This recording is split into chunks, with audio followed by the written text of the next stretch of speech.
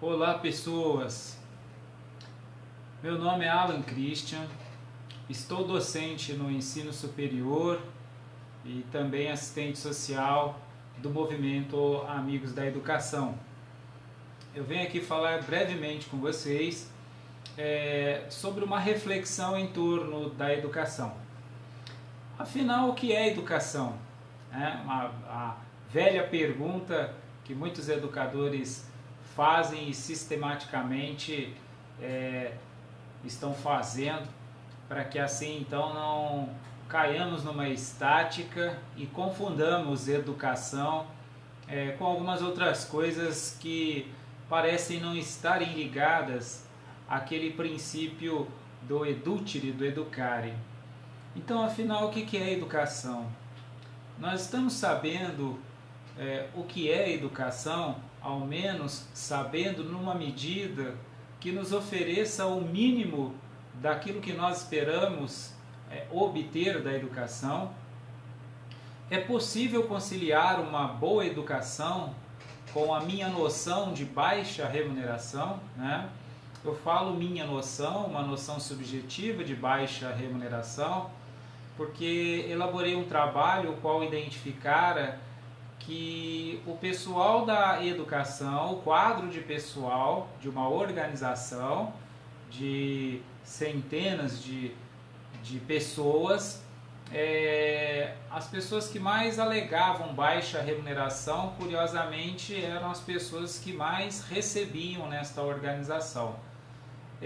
Isto então denotando que a questão de baixa ou alta remuneração é uma observação completamente subjetiva, porque vai depender da premissa estabelecida pelo sujeito no tocante à sua vida socioeconômica, aquilo que ele entende que será suficiente para ele, né? É claro que numa reflexão dispersa eu poderia dizer N coisas e 10 mil reais não seria suficiente ainda.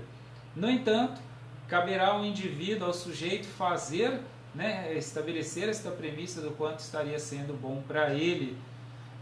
Então a questão é possível conciliar boa educação com baixa remuneração?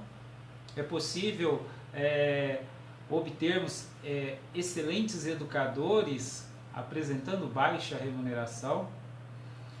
Bom, eu coloquei a questão aqui e vou apresentar na sequência o que eu recebi agora há pouco, e por sinal foi o que me motivou a fazer esta transmissão ao vivo, gravar este vídeo, para fazer uma reflexão, talvez num tempo mais propício do que nenhum outro, para nós fazermos uma reflexão em torno da educação aqui em nossa cidade, em nosso estado, em nosso país.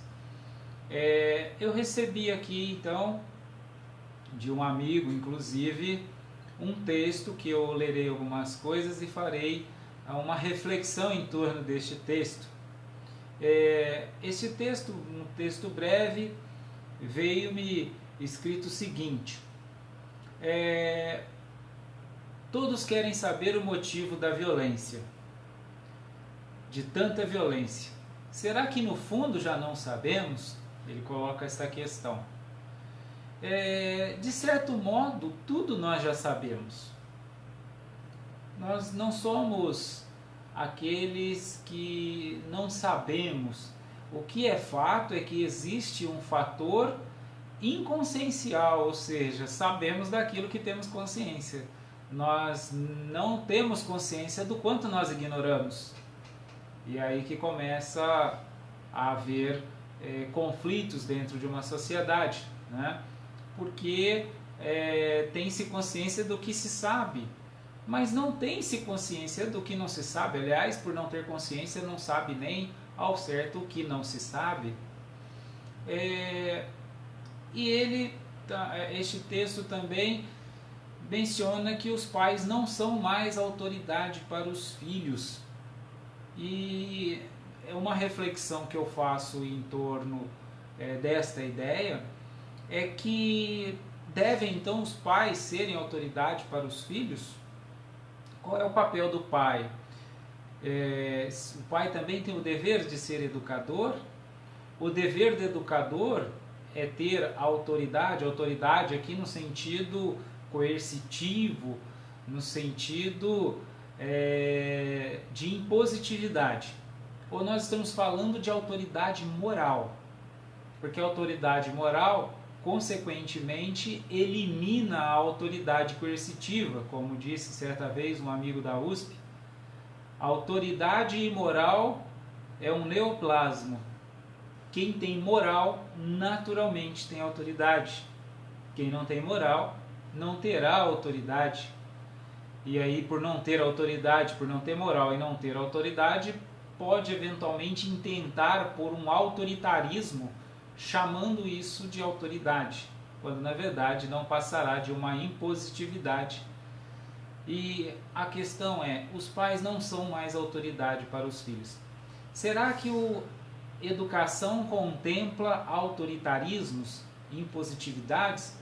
Ou educação tem alguma coisa a ver com exemplificação, encantamento do educando por aquele que o educa e a busca, a imitação por aquele que o educa? Outra reflexão os professores não são mais autoridade para seus alunos.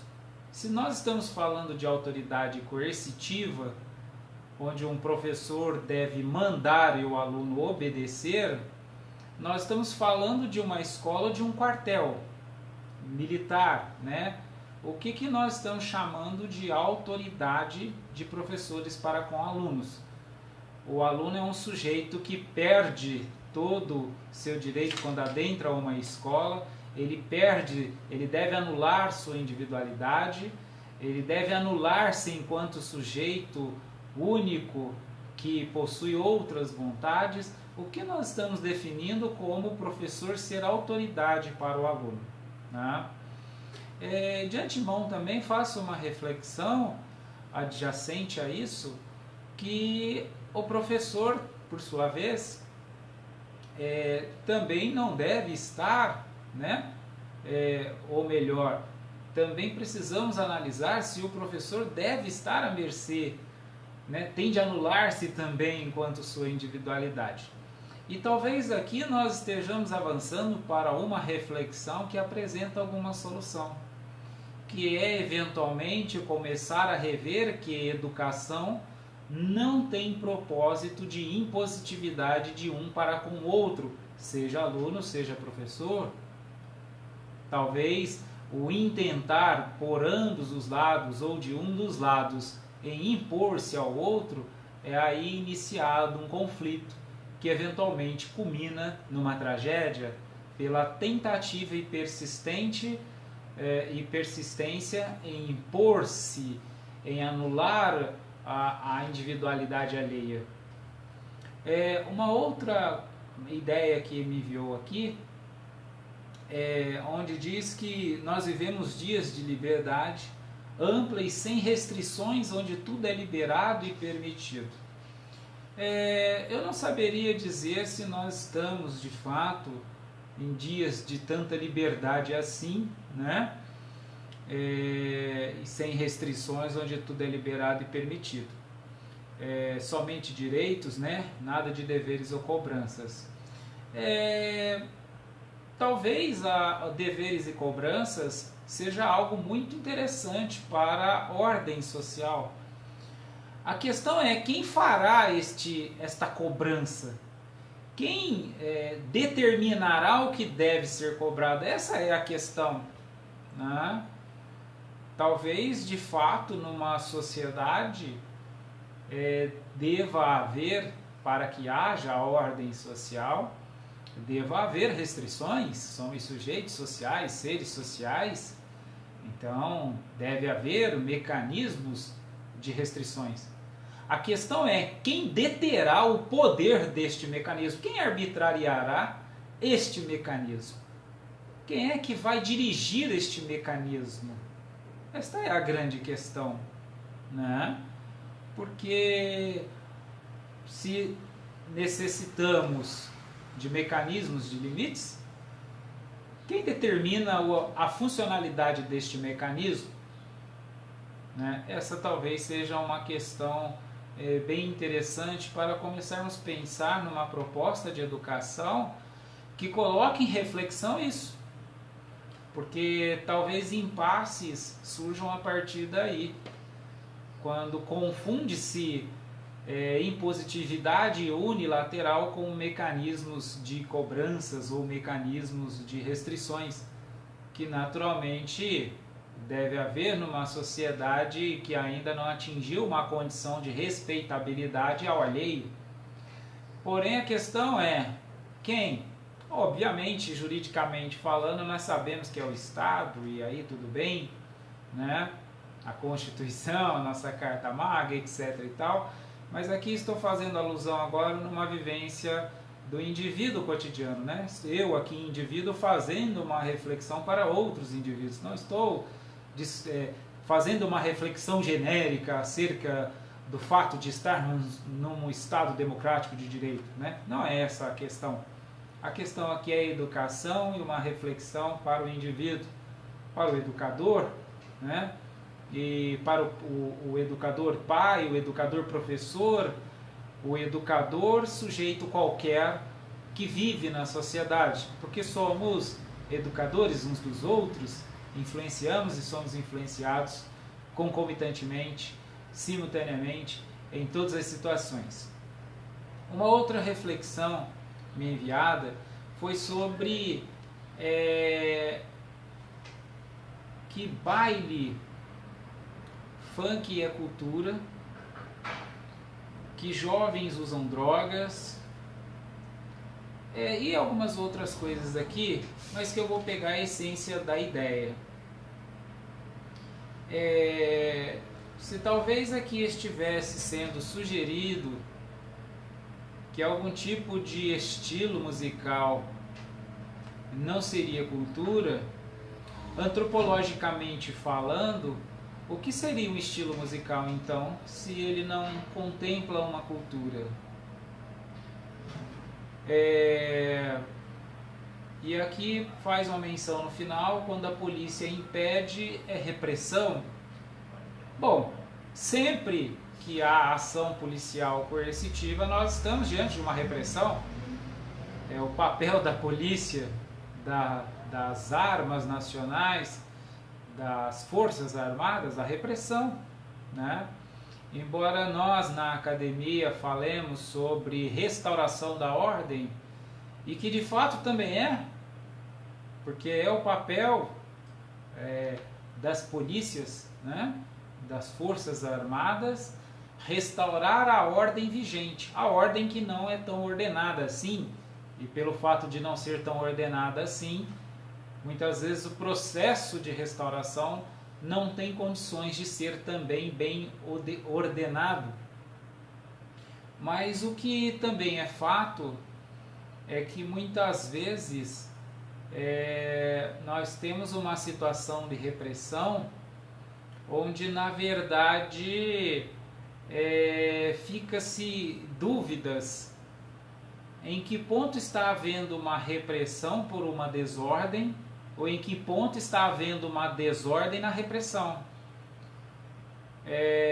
De antemão quero deixar claro aqui, sei que minhas reflexões acabariam para os sujeitos desavisados estar fazendo alguma sugestão ou insinuação, e quero declarar categoricamente de antemão que não, né? Estou aqui numa reflexão em torno da educação, que, como dito inicialmente, sou docente no ensino superior, ao menos estou docente no ensino superior, assistente social, que atua na vertente educativa, tá? Então, meu papel é exclusivamente educativo, e educação aqui não traz a prerrogativa de insinuâncias, não traz a prerrogativa de defesa ideológica, né? Independentemente se eu possuísse ou não, ou colecionasse ou não algumas ideologias, isso pouco importaria no mundo de infinitas diversidades. Talvez seja seja este um dos caminhos para avançarmos na educação, Educação não deve ser confundida como impositividade ideológica, como alguns teóricos chamam de doutrinação, coisa do gênero. Mas a questão também não é uma problemática sobre o que nós apresentamos, a questão apenas é sobre o que de fato nós queremos. E eu estou aqui apenas querendo e apresentando uma reflexão em torno da educação. Eu recebi também aqui, neste texto que me enviaram sobre educação, se nós de fato vamos permitir tantas coisas acontecendo e vamos continuar procurando a resposta, mas e ao mesmo tempo questionando se esta resposta já não está explícita.